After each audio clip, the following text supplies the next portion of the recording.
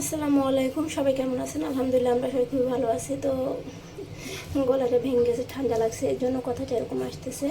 তো আজকে আপনাদের আমি মুরগির মাংসের আচার বানিয়ে দেখাবো। তো কীভাবে বানাই সেটি আপনাদের সাথে শেয়ার করবো। এই জায়গাতে নিয়ে নিয়েছি মেথির গুঁড়া, কাঁচা ধনিয়া, নাকফুটের মতন ওইটা, তারপরে এলাচ, জিরা, একটা দারচিনি আর একটা তেজপাতা। এটা আমি শুকনো গুঁড়ো করে নেব। এদিকে মেজে গুঁড়ো করে নিয়েছি। এটা এদিকে মাংসটা শুধু একটু হালকা একটু হলুদ দিয়ে আর লবণ দিয়ে ভেজে নিতেছি, কোনো তেল ছাড়া। এটা কিন্তু আমি কোনো তেল ইউজ করিনি, পানিতেই এটা ভালোভাবে করে নেব, ভেজে নেব। শুধু পানিটা টেনে গেলে তারপর কিন্তু এটা নামিয়ে নেব। মুরগি মাংসের গা থেকে কিন্তু পানিটা টেনে গেছে, এবার আমি নামিয়ে নেব। এরকম যখন ভাজা ভাজা হয়ে যাবে তখন নামিয়ে নেবেন। এটা কিন্তু তেল দিয়ে ভাজবেন না, তেল ছাড়া ভাজবেন এরকম শুকনো কড়াইতে। কড়াইটা কিন্তু আমি আবার দিয়ে দিলাম। এবার দিয়ে দেবো আমি সরিষার তেল। সরিষার তেল দিয়ে দিলাম, একটু বেশি দিয়ে দিলাম। এটা কিন্তু আমাদের হাতের সরিষার তেল। সরিষার তেলটা গরম হয়ে গেলে তারপর আমি শুকনো মেচে রসুন দিয়ে দেবো। আস্ত রসুন। রসুনটা একটু ভালোভাবে ভেজে নেবো লাল লাল করে। অল্প যে রাখবেন জালটা, এই পর্যায়ে কিন্তু জালটা বাড়ানো যাবে না। রসুনটা আমি লাল লাল করে ভেজে নেবো।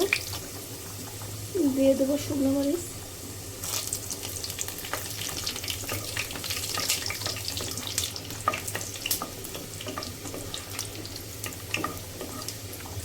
ভালোভাবে সময় নিয়ে ভাজতে হবে।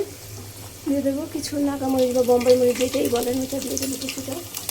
আপনারা যে যেরকম ঝাল খান ওরকম ঝাল দেবেন। এবার এটা আমি কিছু নাগা ভেজে নেবো। এই পর্যায়ে আমি দিয়ে দেবো ভেজে রাখা মুরগির মাংসটা। এবার আমি আবার কিছু সময় ভেজে নেবো তেলে।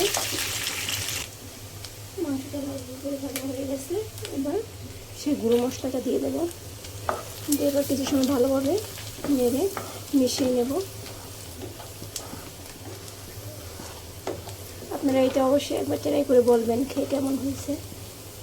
এটা কিন্তু আপনারা অনেক দিন ফ্রিজে সংরক্ষণ করে তারপর খেতে পারবেন, খিচুড়ি দিয়ে বা মুড়ি মাখা দিয়ে। খেতে খুবই মজা।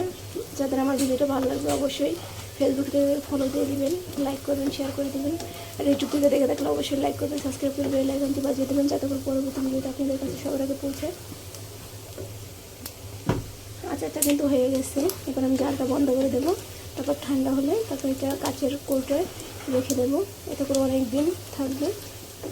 তো আপনারা আমার সাথে এইভাবে ট্রাই করতে পারেন, ট্রাই করে বলতে পারেন কেমন হয়েছে।